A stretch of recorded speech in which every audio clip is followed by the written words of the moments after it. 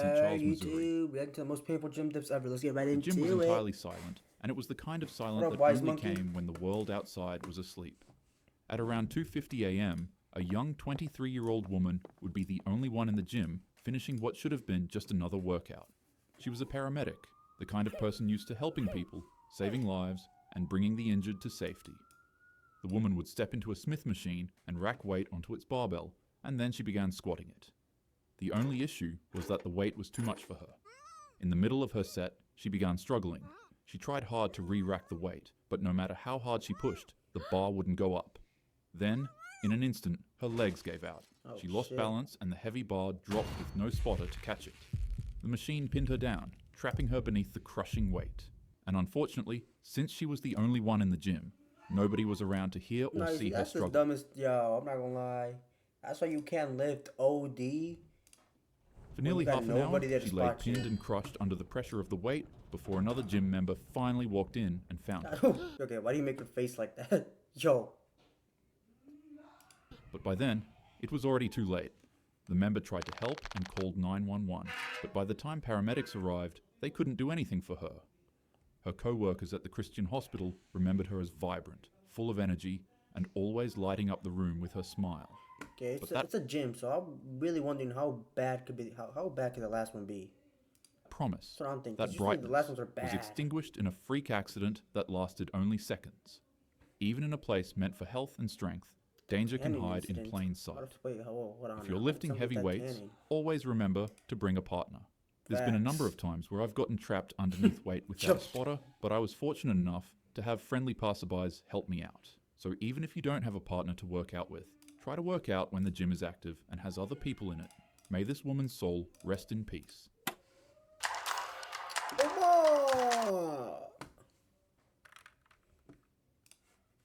Press incident. 8 years ago, in Vadodara, India, a middle-aged man walked inside of a gym for what should have been a normal workout. He moved from one exercise to another until he finally settled in front of the leg press machine, a piece of equipment built to test and improve raw lower body strength. The man began racking weight onto the machine until it was fully loaded with plates stacked heavy on both sides. Ahmad climbed in, positioned his back against the pad, and began pressing. At first, everything seemed fine. Surprisingly, as his legs pushed the machine, the estimated 1,000 to 1,400 pounds he was leg pressing actually moved. But then came the moment of truth, re-racking the load. He tried to lock the machine and began struggling. In an instant, his legs buckled. The massive weight came crashing down, snapping his left leg backwards with a sickening crack. The gym floor filled with screams as people rushed toward the mangled machine, the horror of the injury plain for everyone to see. But, by some miracle, the man survived. Nonetheless, the leg press still had done its damage. It had left him with a horrible, gruesome injury, and a lesson that would haunt him forever. Don't ego lift. It's not worth your legs. Oh, so you didn't die then? The Shake incident. It was the end of New Year's Eve in Wales. An aspiring musician and fitness enthusiast had completed his day and decided to finish the night off by preparing a protein shake to drink. As you could guess, this was something he had done countless times before, but this time he would try something new, because after all, it was New Year's. His friend recommended that he add a specific powder regular show into his shake, and excited to test it out, the man put a teaspoon of what do you put in the shake? he would try something new, because after regular all, show's it goated, was though. New Year's. I'm not gonna lie. His friend recommended that he add a specific powder into his shake, and excited to test it out, the man put a teaspoon of the powder into his drink, blended it, and began drinking it. And then, nothing happened. The drink was just a little bitter, and so he sent a text message to his friend Night, lads. See you in the morning. complaining about its taste, but other than that, he was fine. Then the man went to sleep to end his night. Unfortunately, he wouldn't live to see the next morning. You see, the powder the man put in his protein shake was just caffeine. But it wasn't the regulated kind that you'd find in your Starbucks coffee. It was pure, raw caffeine. He only put just a teaspoon of it into his drink, which doesn't necessarily sound that bad. That is, until you realize that one of those teaspoons was equivalent to 70 cans of Red Bull, and he just gulped it. 70? Holy shit. 70, yo, yeah, that heart is not working. Yeah, that heart is not moving, Down in buddy. one sitting. The man shot up awake in a cold sweat. Almost immediately, his body began revolting. His heart was pounding violently, his vision became blurry, and his chest began constricting as if an anaconda was wrapped around him. He raced to the bathroom and began vomiting. His system had been overloaded with a stimulant so powerful that there was essentially nothing that could be done to stop it.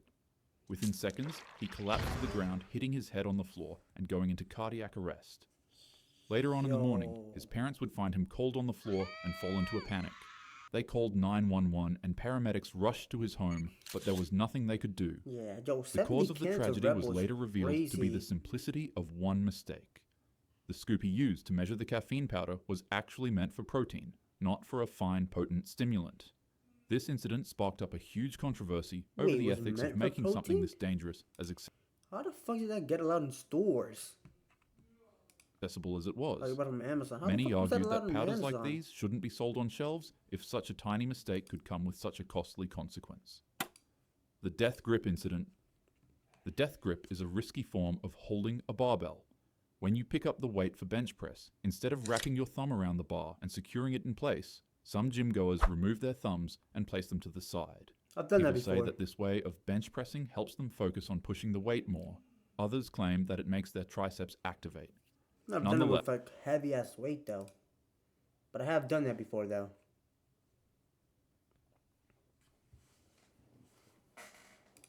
It's a stylistic way of benching that is extremely dangerous. No. And on a Monday, at a gym in Ankeny, Iowa, a 22-year-old student at Iowa State University would find this out the hard way.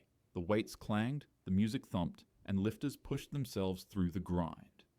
For this young man, the bench press was just another part of his normal routine. It was something that he had done countless times before. That day, he made sure to fully load the bar to 315 pounds in an attempt to beat his PR match. 315 pounds? And you're holding the...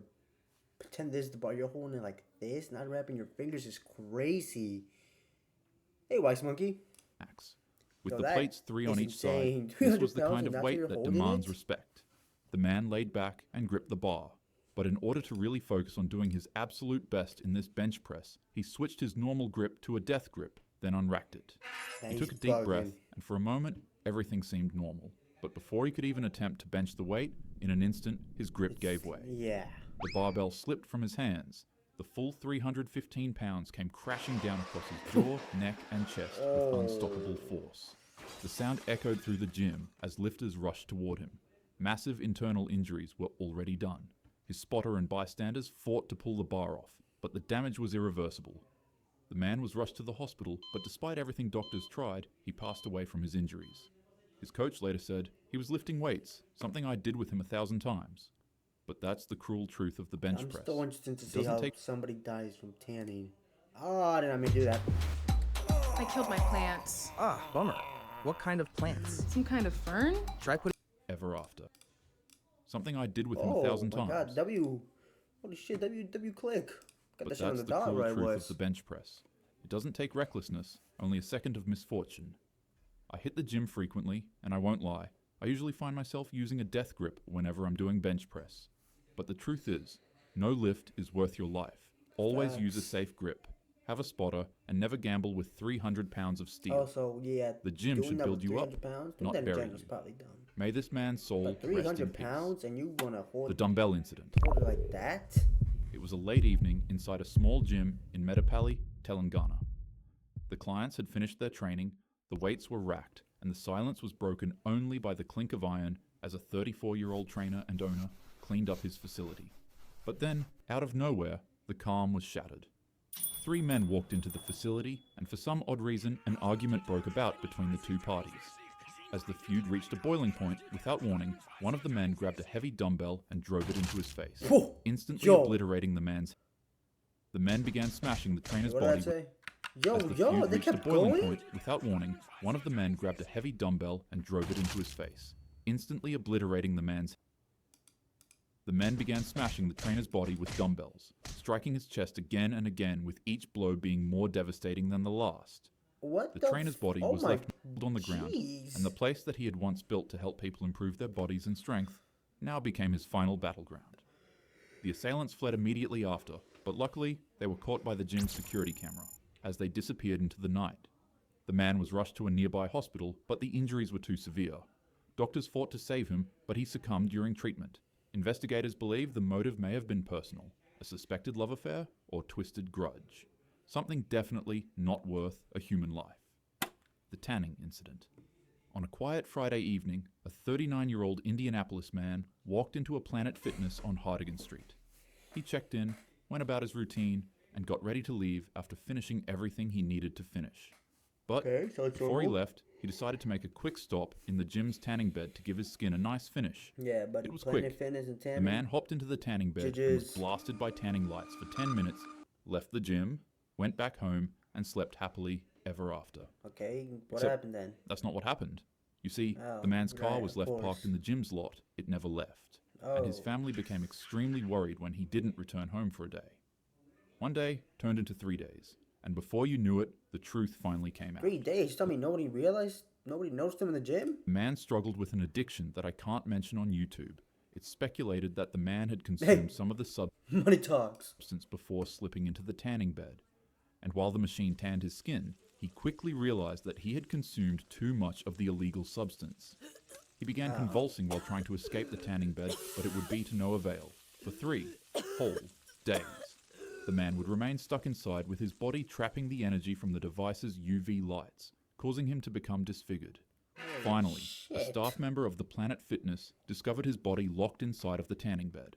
He had been there since Friday, alone, silent, and hidden in plain sight.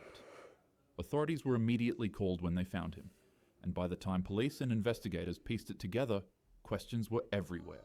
Why did it take so long for someone to find him? Yeah, so tell me no worker walked in there or something? 3 days Why did no alarms go off? And was it really just the substance he consumed that it's a gym, buddy. Let's relax caused him to become stuck in the tanning bed? His mother later confirmed he had been struggling with an addiction, but she still remembered him as the kindest person with the softest heart. The gym is where you shape yourself into the best version of who you can be. It's a place that builds not only strength, but also health and happiness. But none of that matters without safety. Safety always comes first. Train with a spotter when you can, pay attention to your muscles and joints if they warn you to slow down, and never load more weight than you're truly ready to handle. With that being said, holy shit, what the fuck? Have a happy day.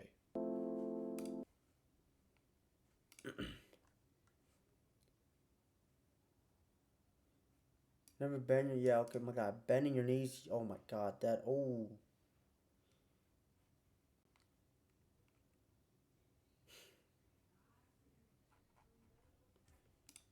Okay, now, okay, let me react to one more video and then I'm hopping on the game.